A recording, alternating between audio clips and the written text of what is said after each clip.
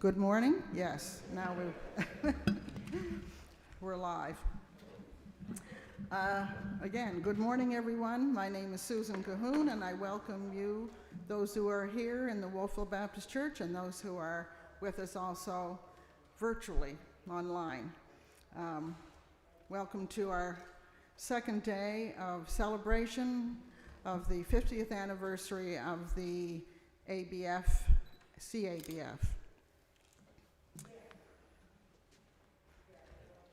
Can you hear me, Ari? Yeah. It is my pleasure this morning to introduce you to our devotional leader, the Reverend Dr. Dan Green, Senior Minister of First Baptist Church, Amherst. I'm a member of his congregation and Vice Chair of the Deacons Board, but I first got to know Dan when we both were members of the Acadia Board of Governors. When Dan was asked to open our board meetings with prayer, I was impressed with the thoughtfulness, insight, and compassion in his words. Incidentally, I was a member of the search committee that recommended to First Baptist Amherst that he be called to be our minister in 2017. At the end of this month, Dan is leaving Amherst, formally retiring from active ministry, although I can imagine he will, in some way, continue to keep his finger in the ministerial pie. What can I tell you about Dan? He comes from a family of Christian ministers which extends into his own offspring. He originated from south of the border, but may I suggest saw the light and came to serve in Canadian maritime churches beginning in the early 1980s. Coming from under the influence of the Reverend Dr. Alan Gibson, minister of the Chester United Baptist Church. Subsequently, Dan received his Master of Divinity and his Doctor of Ministry degrees, both from Acadia University, himself becoming the minister in Chester following Dr. Gibson. Dr. Green has shared his gift of music in our church with his lovely tenor voice. Not only does he sing in the choir, but I believe he is the first minister we have who has burst into song during his preaching of a sermon in the pulpit. He is also very sports-minded in our community, both refereeing basketball games and playing baseball with a group of Amherst men. I heard recently from one of his fellow players that they all try to get Dan on their team. He is so good. With God as his helper, Dan seeks to serve people in his church and in the community at large. He is a leader, a teacher, an encourager, and a trustworthy friend. We wish him well as he retires in a few weeks and settles in Kentville with his good wife, Trish Coleman. And we look forward to his message as he leads us in worship this morning. Dr. Green.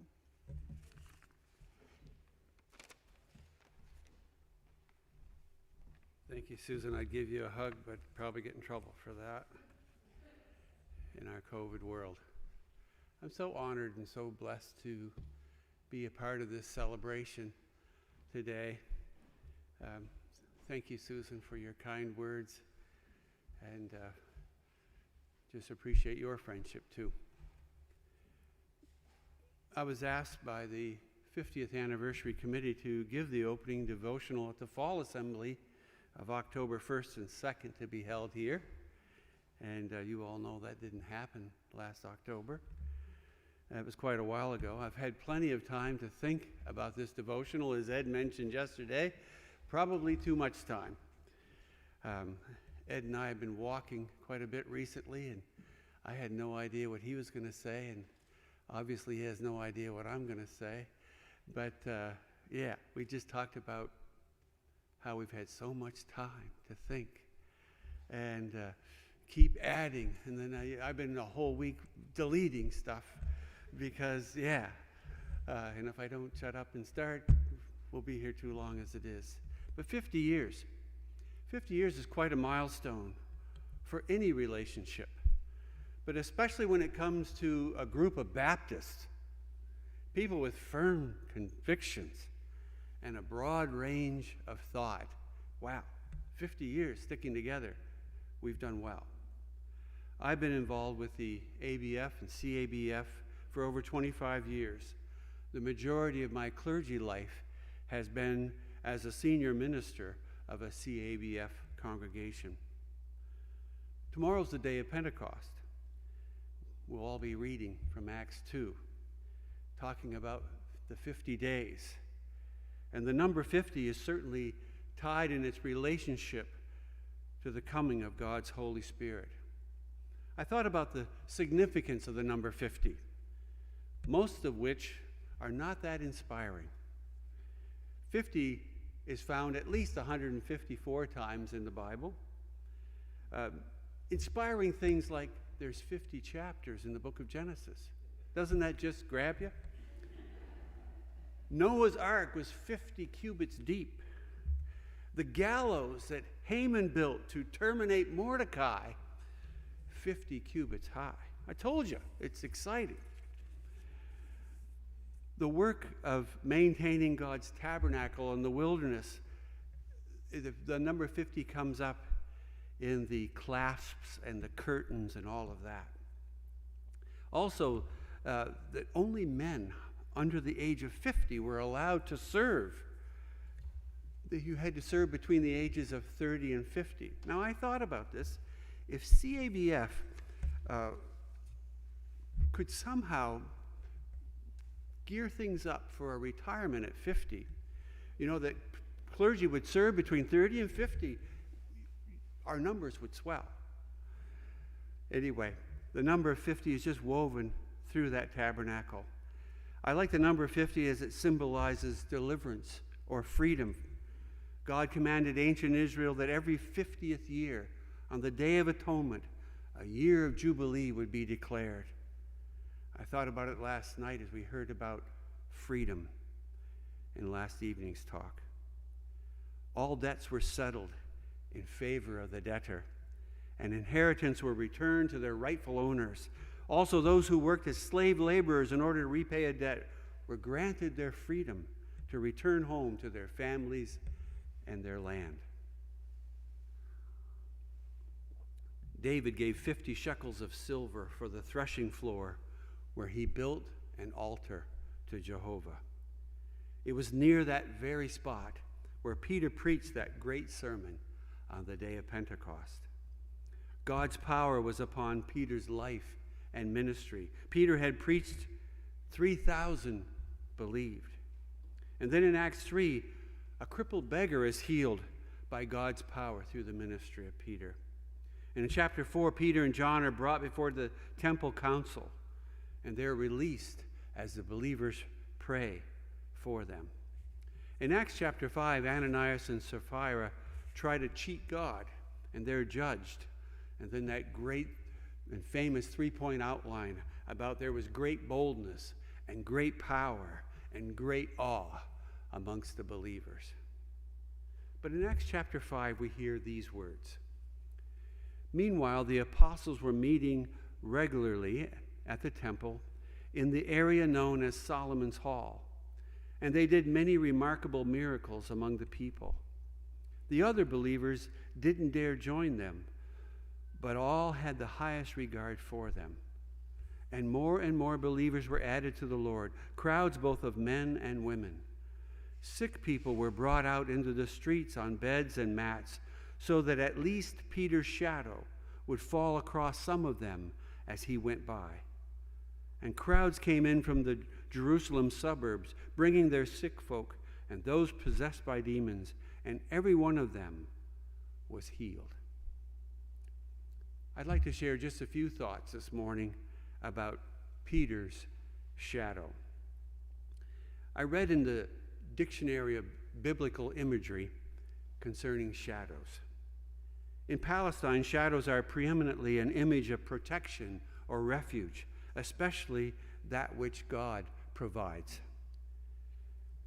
The wings of Yahweh provide shade to those who seek refuge in him, Psalm 17, whether a temporary hiding place or a permanent dwelling. One may note the protecting shadow of God's hand under which the servant of the Lord finds refuge in Isaiah 49. Sometimes the shadow or shade of a tree is the customary image for protection afforded by nations and human rulers. In a very different setting, the beloved in the Song of Songs finds her lover to be an apple tree providing shade for repose. Sometimes shadow simply signifies protection or shelter. The New Testament uses the image of overshadowing to depict not so much divine protection as divine presence or power, such as that as the Holy Spirit at the conception of Jesus, or the cloud of transfiguration in Matthew 17. I thought about this word shadow. Job 8 refers to shadows. Psalm 23 talks about the shadow of the valley of death. Hebrews 8 speaks of the shadow of good things to come. The popular power of such an image is seen in the effort to find healing power in the shadow of Peter. So widespread was the fame of God's power that people would bring their hurting friends and relatives into Peter's presence in hope that even his shadow might fall upon them. One is reminded of the woman who shared a similar hope that touching the fringe of Jesus' garment might heal her. In the ancient world, a person's shadow was the subject of much superstition and was believed to represent his or her power and personality, to literally be an extension of that person. Whether or not these folks were healed by Peter's shadow, Luke did not explicitly say. But the note underlines the strength of the apostle's reputation as a person of faith, endowed by God's power and blessing. These folks who were hurting, in need of help and encouragement, found it. They found healing and hope to face another day. They found someone who cared about them. They found a place of understanding and empathy. They found folks who were in touch with God. We have gathered this day to recognize and remember and celebrate as people of faith the gifts of ministry that so many have lived out amongst us through the CABF. I read again from the authorized text.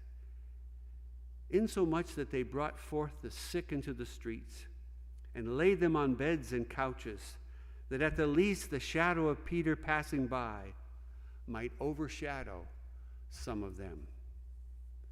My life has been overshadowed by generations of preachers and practitioners of faith in Jesus Christ, by a host of good people, and of course by God. Susan has mentioned some of this already. My grandfather, the Reverend Dr. Roy Green, was a pastor and a leader. My dad, who passed away this year, and I appreciate your prayers during his passing, Reverend Dr. Don Green. Dad would have been 94 tomorrow. Dad's shadow lingers long on my heart for how he modeled Christianity. He lived it 24/7. He cared about people, and he pastored the same church for 62 years. I didn't say it wrong. He pastored the same church for 62 years. For a long time before he retired, I used to say, he's pastored that church longer than I've been alive. His life of prayer, his Bible reading, his visitation, his preaching has impacted me greatly. I thought about the shadow of those gone before us over the past 50 years. Shadows cast upon my life and yours through the CABF. A place to create a place where we can create a safe and welcoming environment in which Baptists could share all concerns and points of view without the fear of being marginalized. Oh, how my heart was warmed with those slides last night of so many who have gone before us, people that I was blessed to know and associate with, and their shadow has been cast across my life. I thought of this place where we're gathered today, the shadows of this sanctuary, the Wolfville Baptist Church, the longest continuous Baptist congregation in Canada. I thought of my commissioning services in 97 and 2011 in this sacred space. And then my son Joe was commissioned from here as well. This site where I placed my hand upon him in prayer as he was commissioned in ministry. So many friends and colleagues who have been commissioned and blessed to go forward in God's name. It happened right here, and I've attended many of these holy and heartwarming occasions. ADC right up the street, the shadow of which changed me and continues to impact servants of God around the world. Acadia University, its shadow, and the feeling of nostalgia as I drive by. Even last night as we left and drove in front of U-Haul, I looked across the lawn and up to that building. I think of so many others whose shadows cross my life and ministry. I echo the words of Reverend E.N. Archibald from the 19th century as he traveled in horse and buggy down the Ridge Road, and he called this place classic ground. I think of my mentor, my friend, my father in the faith in so many ways, the Reverend Dr. Alan Gibson. I think of Neil Price, who I was blessed to know closely for the year and a half that he spent in Chester. I think of Jerry Harrop, who retired in Blandford, the community right next door where Trish grew up. He was an honorary minister in Chester, and his ecumenical spirit was felt throughout our municipality. I think of others whose shadow has graced my life. I think of John Boyd, who I've known longer than anyone else. His intellect and his passion for equity. Hedley Hopkins, his wisdom and friendliness, and his words of encouragement have blessed me. Carol Ann Jansen, who we studied and served together in various settings and committees and boards over the last 30 years. I read through the list of ABF, CABF presidents that I've known whose shadow has fallen across my life. Jack Matthews, who I was blessed to know and privileged to bury in Amherst. Ed Cahoon, who spoke yesterday, a friend, a deep thinker, and strong leader in the Amherst Church, but way beyond as well. Roger Prentice, our dear friend who passed away and whose life has blessed mine and countless students over the years. Byron Corkum, my minister emeritus in Amherst, my friend and colleague in ministry. Sheila Redden Smith, so good to see her last evening. We studied together in the 90s, and our friendship continued. Andy Kroll, he pastored near me for a while in Mahone Bay. When Andy was inducted at the Mahone Bay Church, he did a backflip off the stage and landed it. That doesn't surprise anyone, does it? Jeff White, we studied together, laughed together, sang together. We biked together on Tancook. And on July 1st, he follows me in ministry at Amherst. John Tonks, I've enjoyed the few times that John and I have shared in fellowship. And his work in the world of corrections has been exemplary and impactful for God. Lee Nicholas Patillo. Lee has brought such passionate leadership to CABF. She kept us on track as we moved from ABF to CABF. Marlene Knowles. We walked the aisle together for our MDiv, side by side, in 1997. There are so many more that should and could be mentioned, whom I'd like to get to know.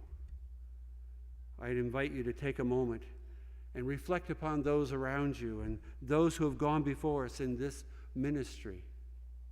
The shadow of their lives have blessed us and strengthened us and challenged us and encouraged us to continue as we go forward from this 50th anniversary celebration.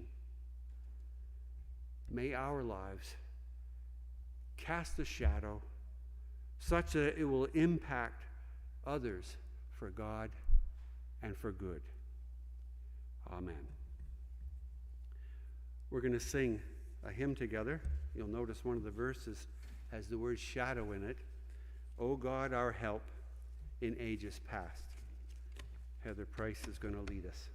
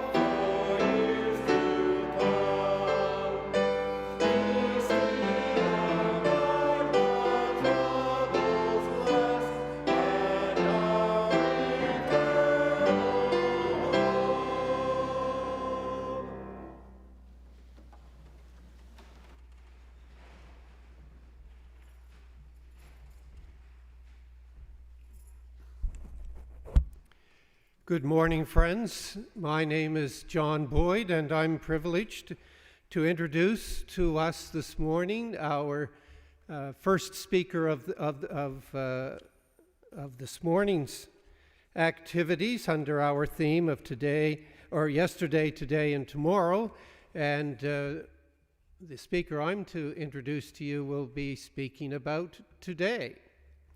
And he is the Reverend Bert Radford. Bert was born in Maxville, Ontario, and grew up a Baptist. Indeed, his father was a Baptist minister. I could tell you what year it was that Bert was born in Maxville, Ontario, but I just want to get a nod if that's all right. 1940. He decided at the age of 16 to follow in his dad's footsteps in ministry.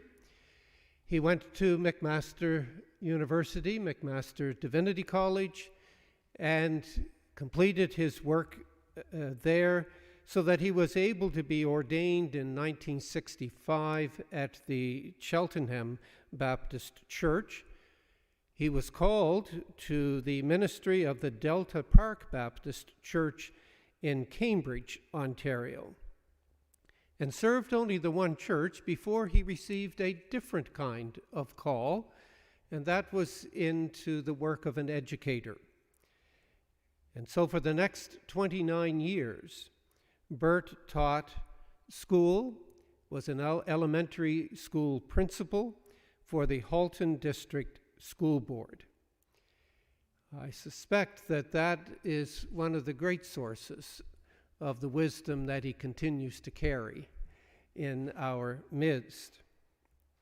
Bert retired from teaching in the year 2000 and was immediately called to be the minister of the Burlington Baptist Church in Ontario, and over the next 7 years was serving as their minister and then in an interim ministry for that congregation. He retired again and then started doing interim ministries, not for the Baptists. I suspect they'd heard of him by then, but with the United Church congregations and Presbyterian congregations. Now, the most important thing that Bert did ever in his life was marry May, a most wonderful person in her own right, and a true leader in the church and in the community. They have 2 daughters, one now living in Regina, Saskatchewan, and the other in Bolton, Ontario, and from among them have 4 grandchildren. Many of you may have come to know Bert through his writing for our CABF bulletin on a number of occasions and many different editions. Bert has reflected on various topics for us, and I always find them most interesting and helpful to me. One article also, I believe only one, but maybe more than one, was placed in the bulletin by May, and helped us understand another aspect of their continuing work in serving God in their community. So it is my pleasure to ask Bert to come forward as we look forward to receiving his wisdom and his presentation to us on today.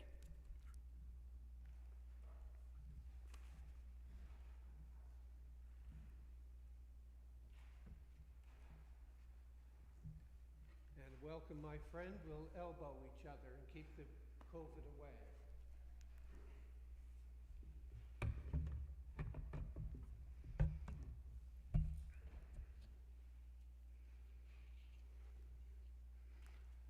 Thank you, John, for that warm welcome and biography. I'm indeed flattered.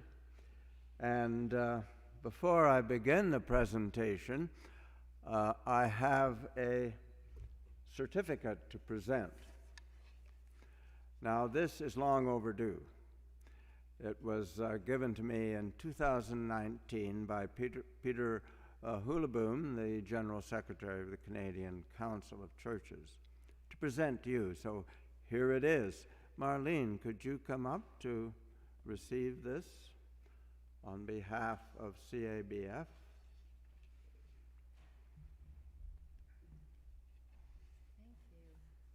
So this, as I said, commemorates the 75th anniversary of the Canadian Council of Churches. And I'll just read it here. This is to certify that the Canadian Association of Baptist Freedoms is a member in good standing, given with love, respect, and admiration on the 75th anniversary, this 26th day of September, 2019. Signed by Peter Noteboom and Stephen Kendall, the then president. A little late, Marlene, but it's all right.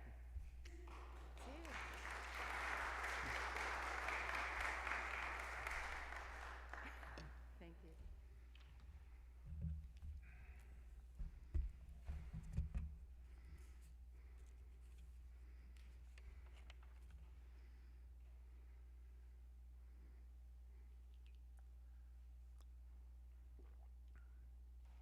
well, thank you very much, David, and the program committee, and all you good people of CABF for the privilege of sharing in the 3-part presentation for your 50th anniversary celebration. I am honored and challenged by this request. And thank you to Michael, the video guy, who worked diligently and quickly to prepare my PowerPoint to present during this presentation. May and I have visited Wolfville many times. We've to visit our friends, the Forsmans, and to connect with all our newfound friends in CABF. The association has been an important part of our lives for many years, and we have gained many friends and much inspiration from our visits here. 3 of our friends are not with us today: Roger and Lois Forsman. We visited Lois yesterday in Kentville Hospital, and our old friend is slipping away from us through the ravages of dementia. But you know, you just listen and share, and that old Lois's spirit and humor is still there. And Roger and I met in a first-year university at McMaster, and we've been friends ever since, and I have lived in his shadow. And Roger Prentice, whom we got to know when we came here. I might borrow a quote from my favorite country singer and philosopher, Chris Christopherson. Roger brightened up the day like the early morning sun, and he made what we were doing feel worthwhile. We'll miss them all. I'm very grateful to everyone who participated in my informal telephone survey, which forms the background to this presentation. I will be extending my thanks to each one personally, particularly, and with copies of the presentation for those who requested it. So I was asked to focus on the present situation of the Baptist Church in Canada and CABF in particular. So I'm offering a kind of snapshot of where we are now in our own perceptions. How do we see ourselves? And perhaps more importantly, how do others see us? By means of a small telephone survey, I ask people to give not their opinions of the topic, but their perceptions of general Baptist beliefs.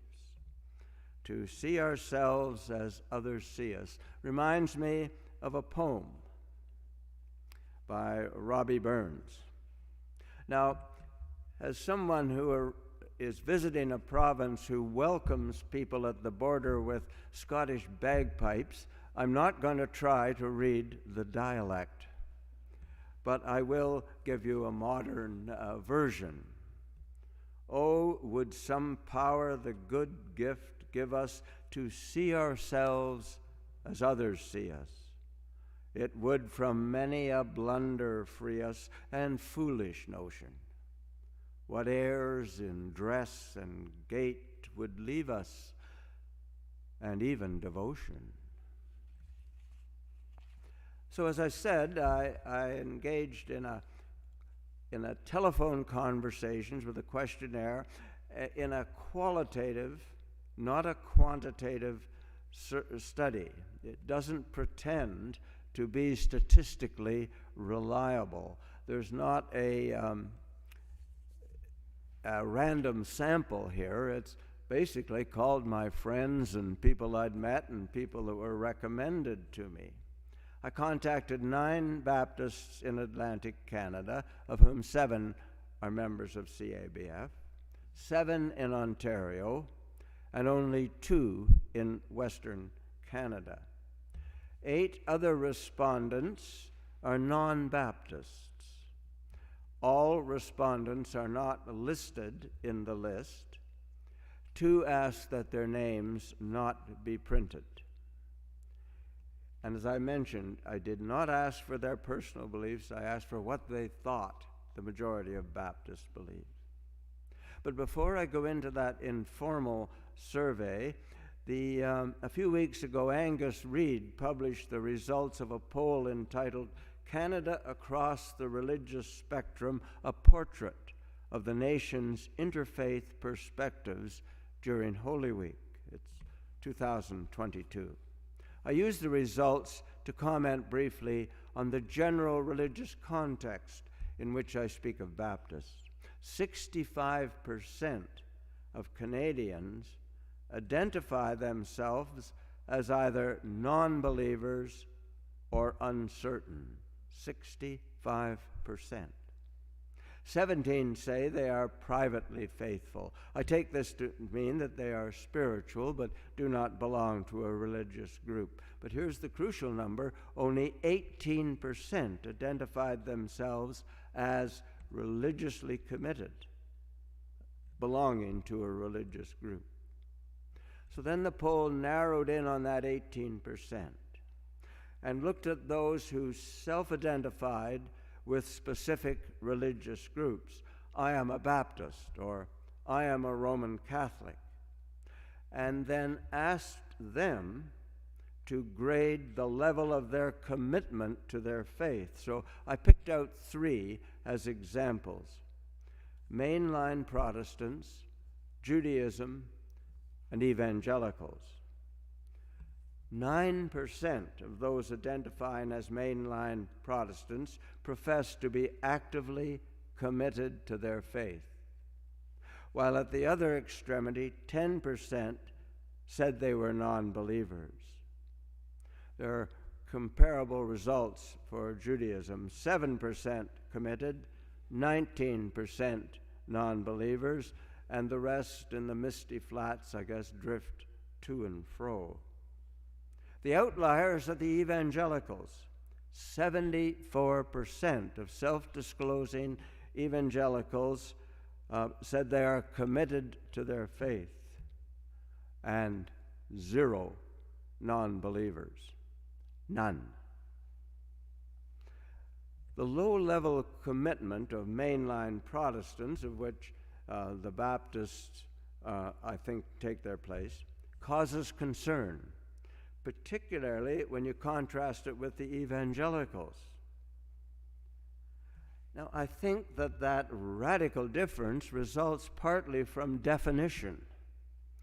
Most members of mainline churches identify themselves by their religious heritage or their present membership, even though it be nominal. I am a member of First Baptist Church. Or I grew up a Baptist. Or as we often hear, well, my grandfather was a Baptist minister. On the other hand, an evangelical self-identifies by personal beliefs. I am a Bible-believing Christian, or I am a born-again Christian. So I made the guess that people who abandon these strong personal positions no longer self-identify themselves as evangelicals because they know in their hearts that they're not. Well, that's just a brief glimpse. What does the Angus Reid poll teach us? Well, of course, it shows us very specifically that the trends that are very evident to us in everyday life are real and gives them specific numbers. But it also tells us Baptists we are not alone. The decline of Baptist churches is part of a general movement away from churches and organized religion. It also points out, I think, the essential difference between liberal-thinking churches, such as traditional Baptists, and evangelical churches. You see,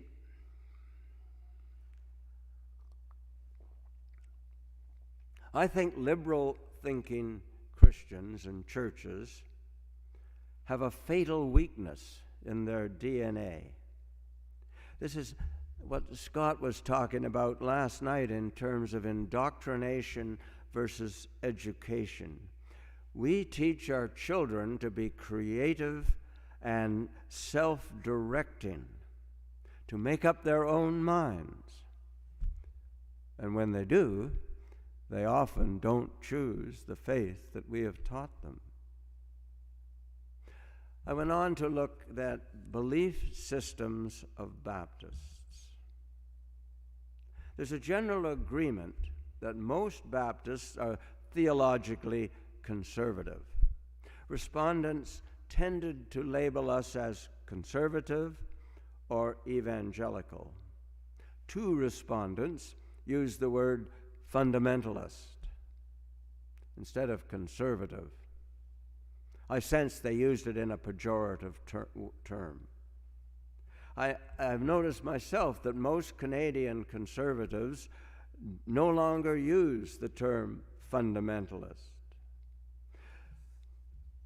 Even where the existence of moderate or even liberal churches was acknowledged, most felt that they were few in number and located mainly in urban settings. That is, among Baptists, that there are few moderate or liberal churches. CABF, of course, you folks identified yourself mostly liberal.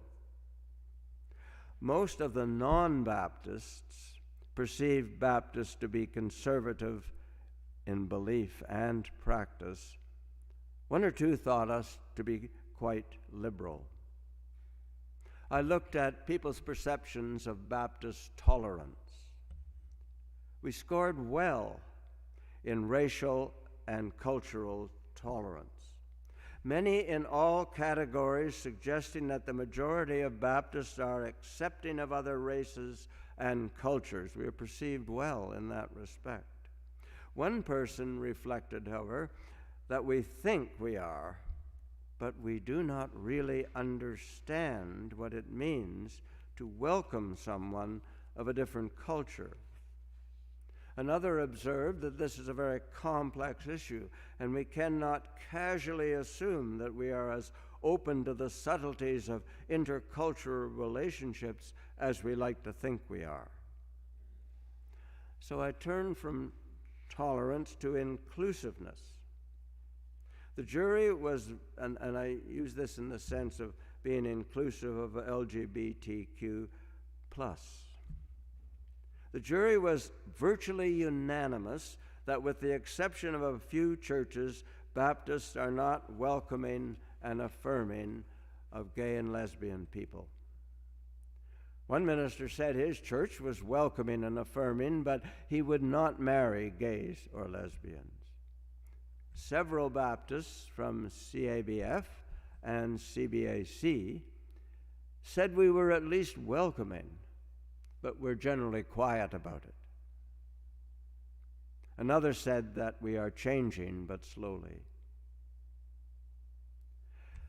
I think the underlying reality here is that as an institution for centuries since our birth, we Baptists have been part of a white European culture that assumed itself to be separate from other races, perhaps just a little lower than the angels. And anyone different from our cultural norm was viewed with suspicion. That feeling runs deep in our collective subconscious, I think. And we are emerging from the prison of our cultural isolation, but slowly, but emerging we are. I looked at worship style, always interests me. The general perception is that contemporary worship is used in the majority of Baptist churches. By contemporary, I mean the drums and guitars and lineup of singers with mics. So the majority of Baptist churches use this type of worship, and conservative churches tend to use it more than liberal. One minister observed that small churches might want to do that, but they have a very difficult time mounting a praise band, and so they resort to blended worship, partly traditional, partly new, and use videos for praise music. But it interested me to see what we thought about the relationship between worship style and growth. I asked, are contemporary worshiping churches growing more than traditional? I expected a resounding yes to that question, but I was a bit surprised. 7 said yes, but 5 said no. Notable was the response of Peter Noteboom of the Canadian Council of Churches. He said, Bert, 20 years ago I would have said, yes, contemporary worship churches are growing faster than traditional. But now I say no. Several times I heard from respondents that there are several factors other than worship style involved in church growth. For instance, the minister of a large United Church said that his church was remaining steady in attendance, but was growing in other ways, in groups that focus on specific needs and specialized ministries. Another minister observed that it is excellence in worship, not the style, that fosters growth. Worship of any type, if it is excellent and well done, will attract people. One minister in the West said he sees youth trickling back to traditional worship. Oh, that sounds good. The reason he said they're doing that is they want to be different from their parents, who are into contemporary worship style.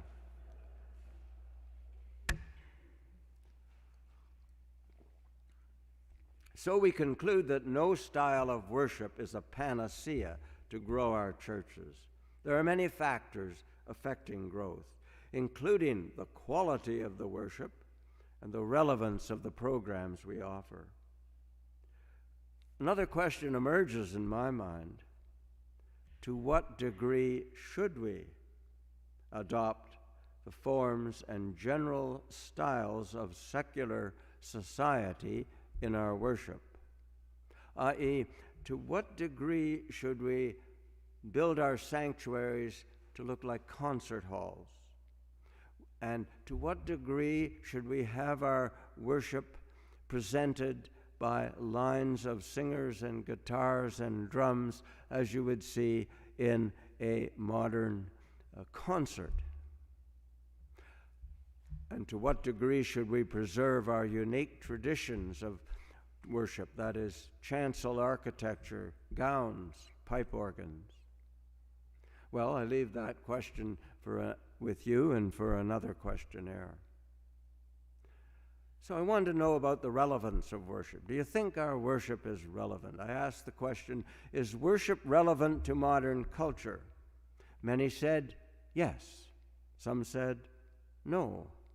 But I think there are two criteria driving the difference in those two answers. They're based on two different understandings of the purpose of the church. Some answered that worship is relevant because it speaks to me individually. It helps me in positive living. It meets my personal spiritual needs. So these people are defining relevance in terms of spiritual and personal needs. They tended to judge worship as relevant. Others defined relevance as furthering social justice and speaking to the cultural needs of society around them. Most, using this definition, thought that we were not relevant. One said that we are relevant because we promote social justice. I take the implication of that answer is that you don't have to be successful in creating change in the world to be relevant if you're speaking to the need of change. Others judged relevance by language. Worship is not relevant if it does not speak the language of the people. These respondents tended to think of contemporary worship as more relevant than traditional. On the other hand, those familiar with strong social ministries in several urban Baptist churches judged the church to be very relevant to modern culture because they saw churches meeting the cultural, social needs around them. So the question remains, does relevance lie in meeting the spiritual needs of participants or meeting the wider social needs around the church? Well, I thought an analogy might be helpful to our thinking about that question. Is golf relevant? Many said, yeah, golf's relevant. It certainly meets the personal needs of the golfer. But does it meet any wider cultural needs? So in the discrepancy between the answers you might get to that question lies somewhere a hint of where relevance lies for our churches. Well, if we are irrelevant, are we changing to become more relevant? most CABF responders said, yes, we're changing. We're becoming relevant. A past mayor of Burlington, a staunch Baptist, was much more pessimistic. He said, no, we are not changing, and we have become irrelevant to modern society. But I do note an increasing involvement of churches in social help, such as food banks, clothing provisions, out of the cold in our urban centers, and the socialization of isolated seniors. Surely these ministries are relevant, answering an immediate need, although they do not change the causes of those needs. So I looked at Baptist relations with other churches. In this analysis, the contrast between Baptists and non-Baptist responders is significant. Many Baptists experience difficulties relating to other churches because of the schisms that divide us. They feel that we are victims of the press coverage of the antics of Baptists who are not like us at all. We are all tarred by the same brush and often feathered too. There was a specific mention of a church in Topeka, Kansas that mounts virulent anti-gay demonstrations, and of Baptist churches in Canada that refused to close during COVID. One or two mentioned their church has considered dropping the name Baptist from their name. So the feeling of disparity among Baptists is very strong. Non-Baptists tended to give us marks for social action in ecumenical settings. They see us cooperating in various social projects with other churches. Of course, these respondents were affected by the type of Baptist that they knew. A Moravian minister had no use for us Baptists in interdenominational relationships, because a Southern Baptist minister would not come to the ministerial if she were present. Respondents from both East and West made positive comments about our relationship with Indigenous people in study groups, shared worship, and ongoing conversations. But when we turn to conversation and cooperation with other faiths, many thought that Baptists shared a great deal with other churches, particularly in special observances like Remembrance Day and Holy Week, but most agreed that we do not share worship experiences with other religions like Islam or Judaism. Perhaps that's because of that residual belief that I talked about in Christian uniqueness, and that prevents us from really worshiping with people of other faiths. I've often heard vibrations of a sense of alienation of Christians from the culture around them. I have a theory that, in fact, Baptists do feel alienated. CABF Baptists felt strongly that we are not alienated from culture.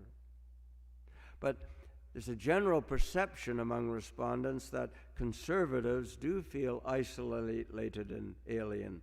One respondent said they see Satan under every rock. One respondent explained that Christians generally and Baptists feel a sense of deprivation, a loss of our rights, that many long for those good old days when this was a Christian nation, the Christendom of which Scott spoke last night. On the other hand, others are alienated not because we don't have control of everything anymore, but because of the injustices they see in society that they find difficult to tolerate and accept. One minister spoke of the ambivalence of talking prophetically about justice and living in complicity with consumerism.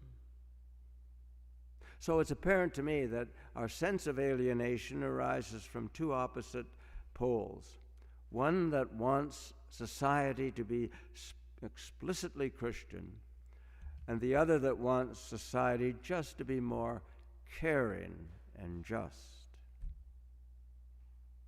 I took an interest in our specific positions on specific social issues current at this time.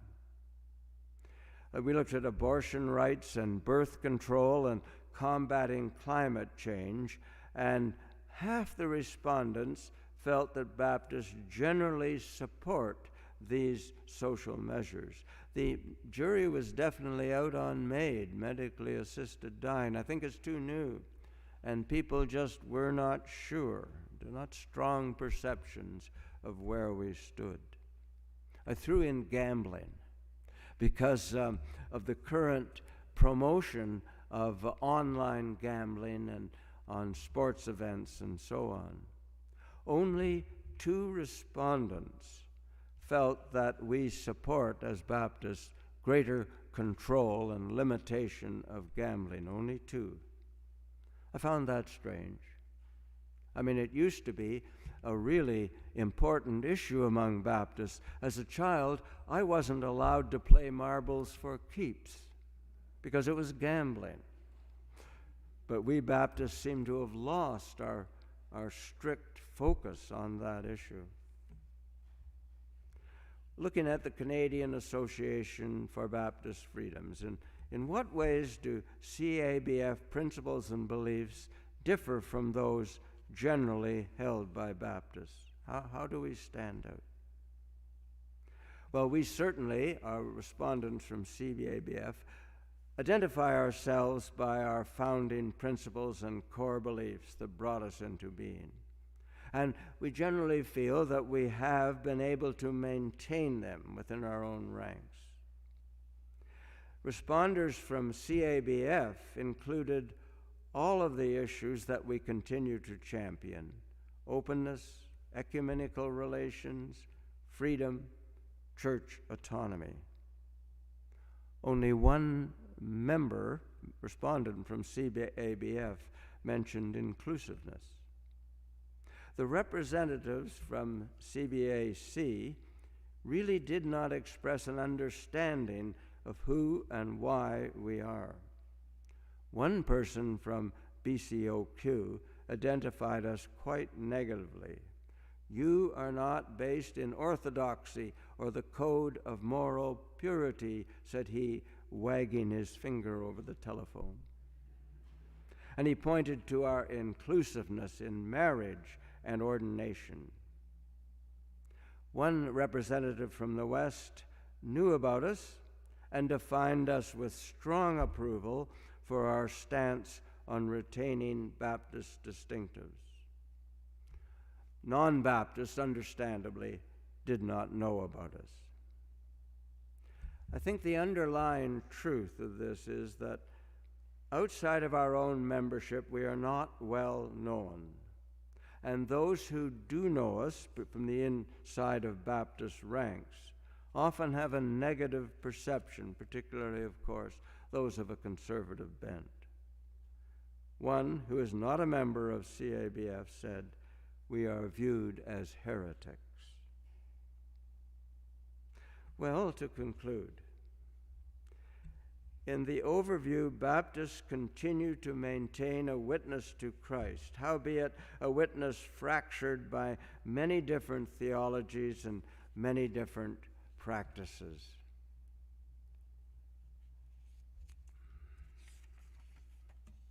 Right now, what we deem to be a negative and restrictive view of the Christian way dominates generally in our Baptist churches. But CABF swims against the current. If not diverting the stream, at least we are not being swept out to sea. We do stand apart from even some progressive Baptists who begin to succumb to the lure of the easy dogmatic faith. The trend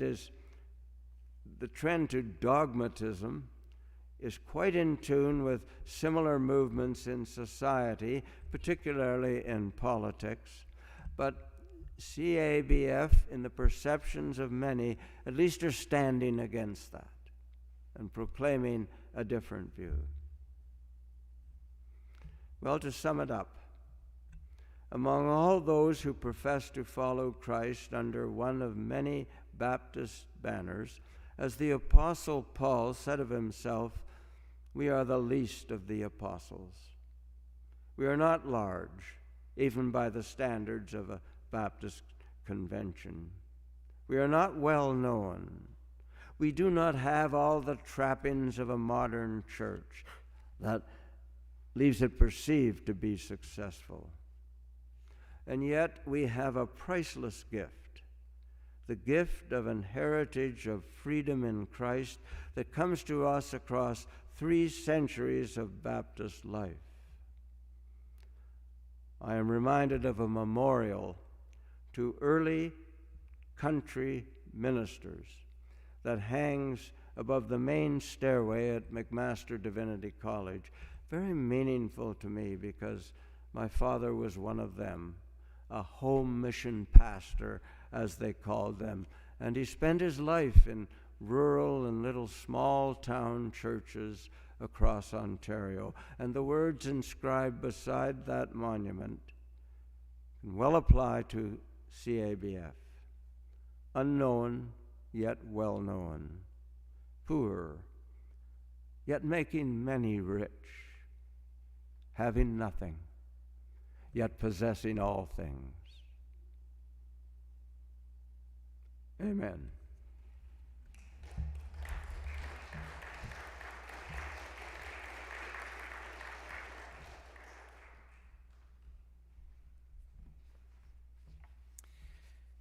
Indeed, Bert Radford, we thank you for your presentation and the research behind it and the beautiful way you offer it to us today. I'm back. I'm Jeff White to moderate us for a few questions. We're behind in our schedule, but we should be able to take a couple of questions. And I'm going to just reiterate and I'm going to have to stick to what I said yesterday. You must use a microphone for the sake of everyone in this room and for the sake of people in other places. Or else none of your comments will be heard and shared, and even by Bert and myself. So there may be a couple of things you want to say. There is a microphone right here. It's still more personal for us to be able to see you right in front of us as well if you come to a microphone for a comment. And there's also one that could go to you. I see we have that in hand. So this is a chance for a couple of comments, conversation. Okay, Scott.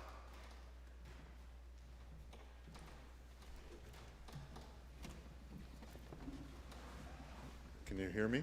Yeah. But Bert, thank you for a wonderful presentation. Really, really interesting. Loved all the statistics as well as we can sit and think about how we're perceived. My question is something related to what you said, and as it relates to the history. You said you think that we are mainline as opposed to evangelical, and I wonder if there's a lot of difficulty with us defining ourselves that way. Meaning, not that I'm denying that we're mainline, but my question would be, is there ambiguity? Is there ambiguity over where we fit with, are we evangelical, are we mainline, or are we in constant tension trying to know who we are? I'm going to leave that, just to ask you what you think.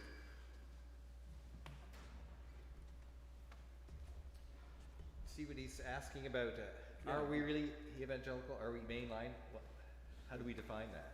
Oh, you're asking about definitions, Scott? Like, where are we on the spectrum? Oh, as see. Are we really mainline or not? I think we are. I think that we've had a rise and fall of identification with mainline Protestants. I remember in my Divinity College days, well, before that, we were closely aligned with Presbyterians in United Church, producing the same Sunday school materials, the same hymn book, and then that all fell apart. And I think that identification with mainline Protestants has declined, but I'd still like to think that's where our heart is, yeah.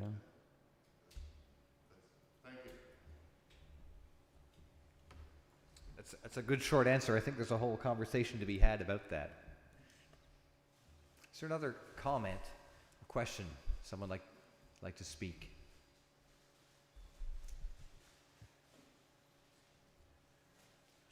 Well then, you have your time for our lunch break. Early lunch. Early lunch. Well, I think it's an on-time lunch, but we thank you again so much. And our little conversations will continue through the rest of today, Bert. Thank you. Thank you.